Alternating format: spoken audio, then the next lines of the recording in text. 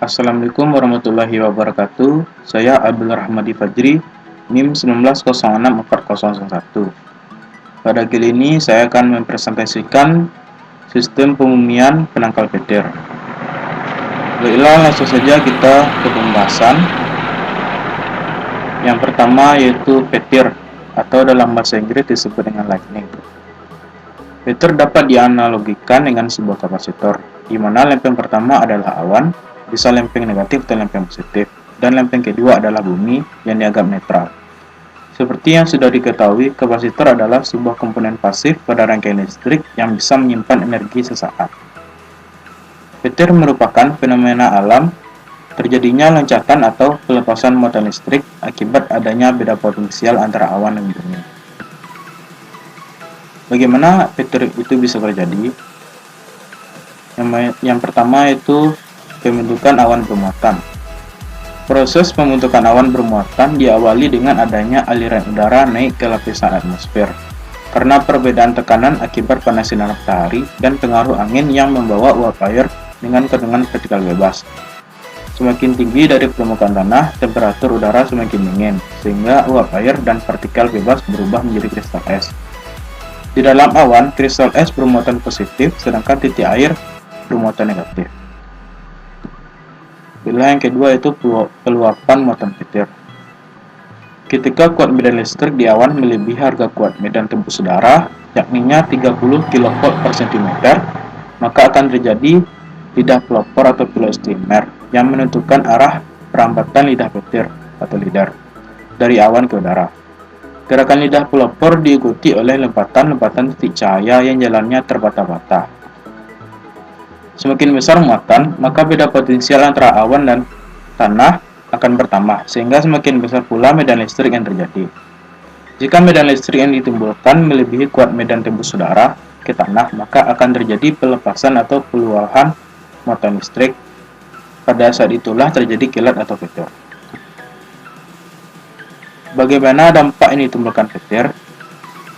Yang pertama itu dampak yang ditimbulkan pada bangunan. Sebaran petir yang langsung mengenai struktur bangunan, yakninya rumah, kantor, dan gedung, dapat menimbulkan kebakaran, kerusakan perangkat elektronik, dan bahkan korban jiwa. Oleh karena itu, setiap bangunan diwajibkan memasang instalasi penangkal petir. Yang kedua yaitu dampak melalui jaringan listrik. Sambaran petir menyambar dan mengenai sesuatu di luar area bangunan, tetapi berdampak pada jaringan listrik di dalam bangunan tersebut. Hal ini karena sistem jaringan distribusi listrik memakai kabel udara terbuka dan letaknya sangat tinggi. Bila mana ada petir yang menyambar pada kabel terbuka ini, maka arus petir akan tersalurkan ke pemakaian langsung. Langsung saja kita masuk ke penangkal petir.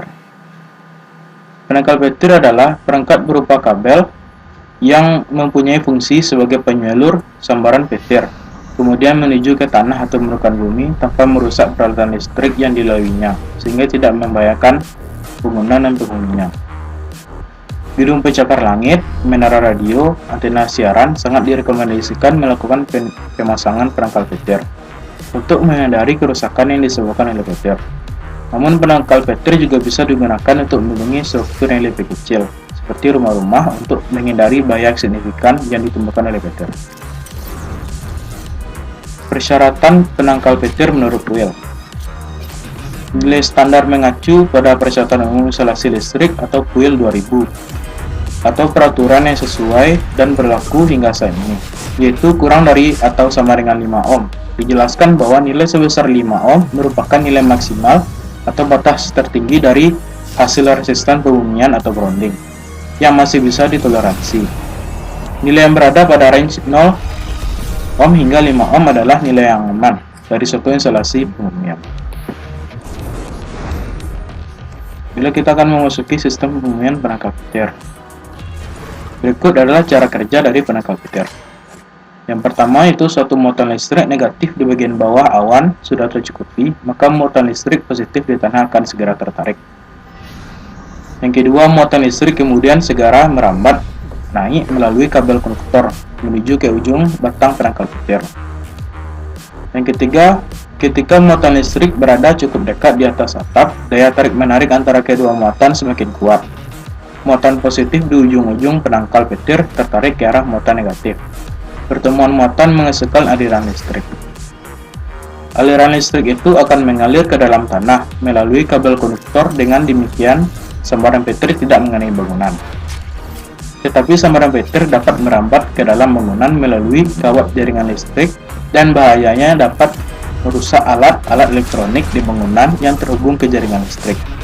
Selain itu juga dapat menyebabkan kebakaran atau ledakan. Untuk mencegah kerusakan akibat jaringan listrik tersambar petir, biasanya di dalam bangunan dipasangi alat yang disebut penstabil arus listrik. Berikut adalah skema penangkal petir. Kabel tembaga disambungkan ke head terminal, kemudian disalurkan ke tanah seperti yang terlihat pada skema penangkal petir. Baiklah, sekian dari presentasi saya. Apabila ada kata yang salah, saya mohon maaf. Assalamualaikum warahmatullahi wabarakatuh.